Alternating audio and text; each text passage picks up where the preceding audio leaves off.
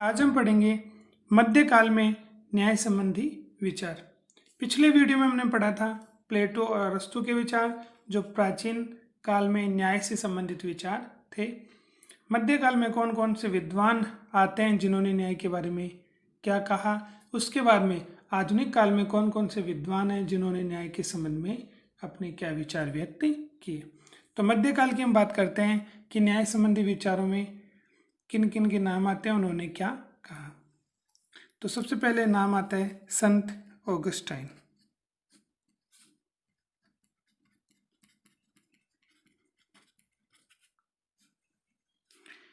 तो संत ऑगस्टाइन ने एक पुस्तक लिखी जिसका नाम था द सिटी ऑफ गॉड। तो बुक का नाम था द सिटी ऑफ गॉड।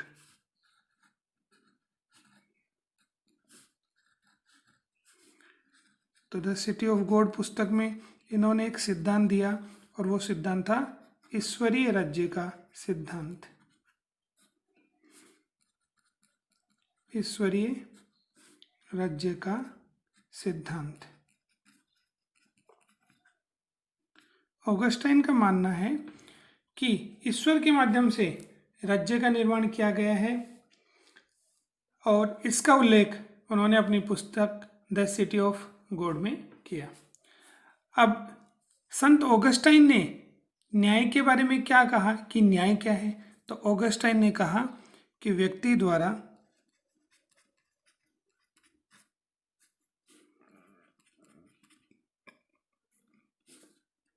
द्वारा ईश्वरीय राज्य के प्रति कर्तव्य पालन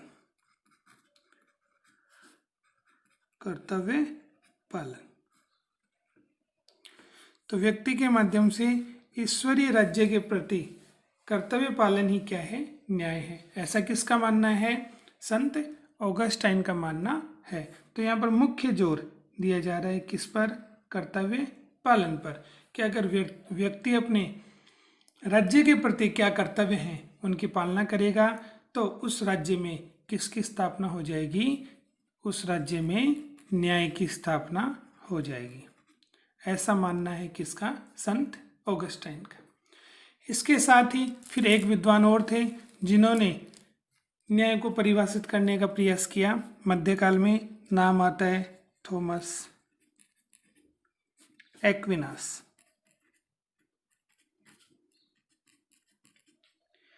थॉमस एक्विनास के जो विचार हैं वो हूबहू संत ऑगस्टाइन के विचारों से मेल खाते हैं, सेम वैसे ही विचार हैं। इन्होंने भी देखो न्याय के बारे में ये कहा कि न्याय क्या है।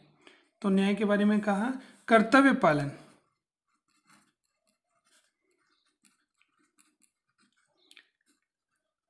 ठीक है, कर्तव्य पालन की व्यवस्था ने जो हमारे कर्तव्य निर्धारित किए हैं, अगर हम उनका पालन करेंगे तो वहाँ पर किसकी स्थापना हो जाएगी? वहाँ पर न्याय की स्थापना हो जाएगी।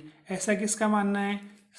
तो थॉमस एक्विनास का मानना है कि व्यवस्था का मतलब राज्य से हो गया, तो राज्य के माध्यम से जो व्यक्ति के लिए जो कर्तव्य बनाए गए अगर वो उनका पालन करेगा तो वहाँ पर न्याय की स्थापना हो जाएगी। तो दोनों ही विचारकों के माध्यम से कर्तव्य पालन पर जोर दिया गया कि राज्य ने जो कर्तव्य निर्धारित किया अगर हम उनका पालन करेंगे तो निश्चित रूप से वहाँ पर न्याय की स्थापना हो जाएगी। मध्यकाल के बाद में फिर हम बात करते हैं आधुनिक काल की। तो आधुनिक काल में न्याय से संबंधित क्या विचार प्रस्तुत किए गए। तो सबसे पहले हम बात करते हैं डेविड ह्यूम की।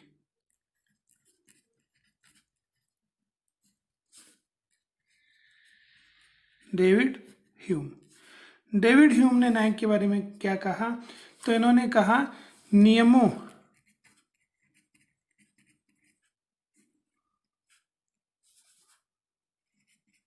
का पालन, नियमों का पालन ही क्या है? न्याय है। कहना किसका है? डेविड ह्यूम का। क्यों?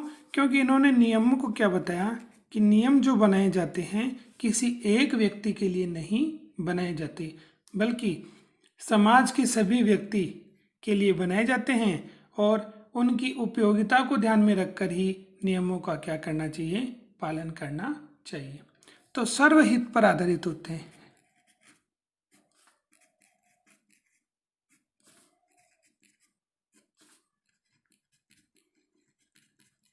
नियम किस पर आधारित होते हैं?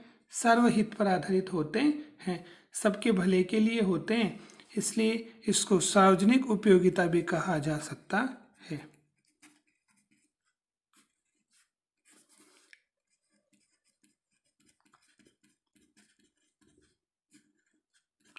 तो यहाँ पर मुख्य फोकस किया गया है उपयोगिता पर। क्यों? डेविड ह्यूम जो थे वो उपयोगितावादी विचारक थे और उन्होंने यही कहा कि नियमों का पालन इसलिए करना चाहिए, क्यों?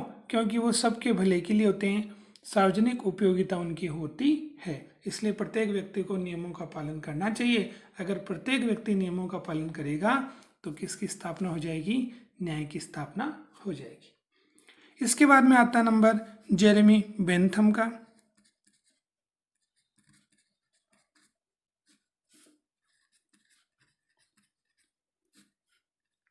और जेरेमी बेंथम ने भी न्याय को स्पष्ट करने के लिए अपने विचार व्यक्त किए। सबसे पहले तो उन्होंने प्राकृतिक कानूनों का खंडन किया। उन्होंने क्या कहा कि प्राकृतिक कानून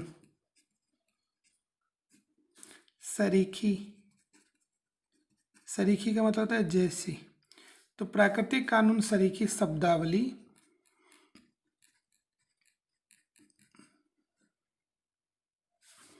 यथार्थ मूल्यों को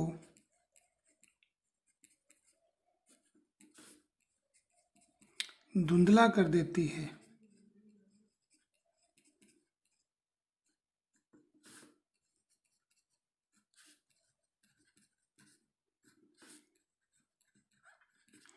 तो इसके आधार पर उन्होंने किसका खंडन किया? प्राकृतिक कानून का क्या किया? खंडन किया कि प्राकृतिक कानून जैसी कोई शब्दावली नहीं होती है, प्राकृतिक कानूनों को मानना गलत है। ऐसा किसने कहा? जेरेमी बेंथम ने कहा। और प्राकृतिक कानूनों की तो आलोचना की। उसके बाद में उन्होंने क्या कहा कि सार्वजनिक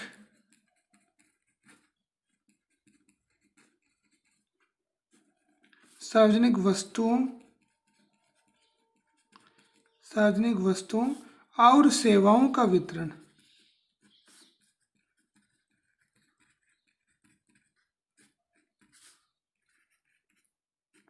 सार्वजनिक वस्तुओं और सेवाओं का वितरण जो है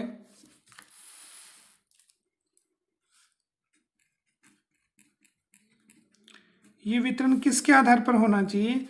ये वितरण होना चाहिए उपयोगिता के आधार पर।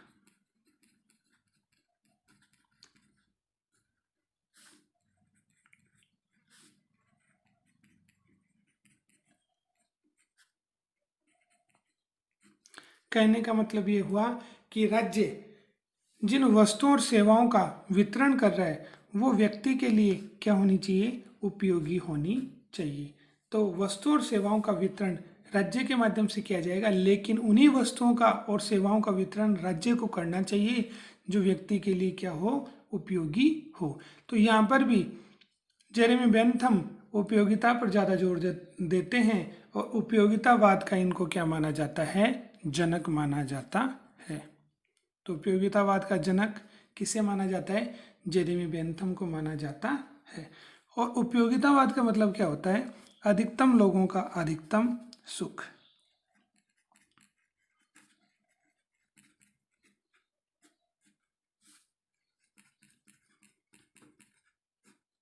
अधिकतम लोगों का अधिकतम सुख।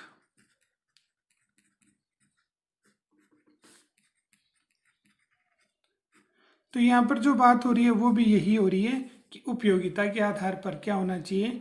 वस्तुओं और सेवाओं का वितरण होना चाहिए। अगर उपयोगी है तो वो काम में होना चाहिए, उसका उसे लागू रखना चाहिए राज्य को। अगर उपयोगी नहीं है तो उसे लागू नहीं रखा जाए। ऐसा मानना है कि इसका जेरेमी बेंथम का। तो अधिकतम लोगों का हित होना चाहिए और उनको अधिकतम सुख मिलना चाहिए, ये राज्य के माध्यम से किया जाना चाहिए। इसके बाद में नंबर आता है जे.एस. मिल का।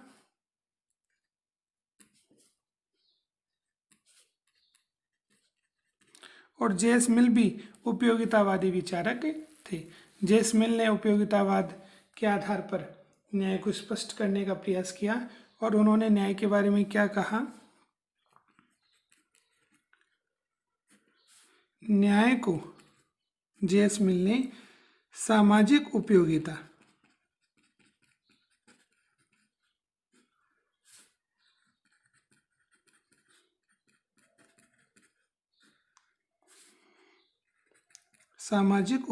का महत्वपूर्ण तत्व माना। कौन सी उपयोगिता पर जोर दिया इन्होंने? सामाजिक उपयोगिता। कि न्याय की प्राप्ति कब होगी? जब समाज में उसकी क्या हो? उपयोगिता हो। जैसे एग्जाम्पल के रूप में क्या कहा कि व्यक्ति किस में रहता है? व्यक्ति रहता है समाज में। और समाज में व्यक्ति रहता है तो समाज में व्यक्ति किसको लेकर के चिंतित रहता है? अपनी सुरक्षा को लेकर चिंतित रहता है। तो समाज में सुरक्षा के लिए कुछ नियम बना दिए जाएं जिनका पालन व्यक्ति करे। क्यों? क्योंकि व्यक्ति किसको महत्व देता है? अपनी सुरक्षा को महत्व देता है।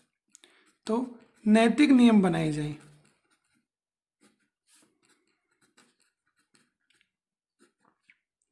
समाज में कैसे नियम बनाए जाएं?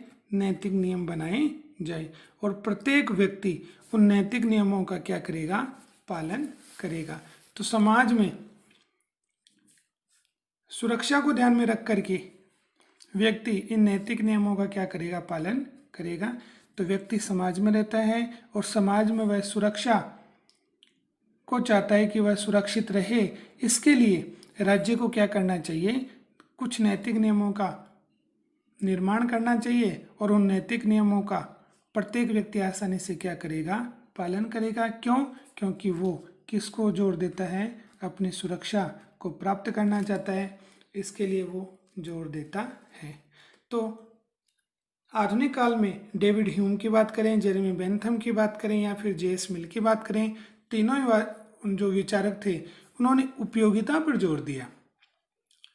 इसलिए अगर देखा जाए तो इनका जो मत है, उपयोगितावादी जो विचारक हैं उनका जो मत है उसे सार्थक नहीं माना गया, उसे सही नहीं माना गया है।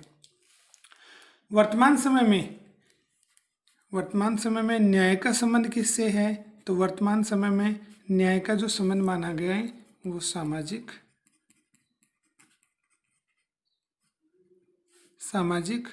आर्थिक और राजनीतिक। सामाजिक, आर्थिक और राजनीतिक।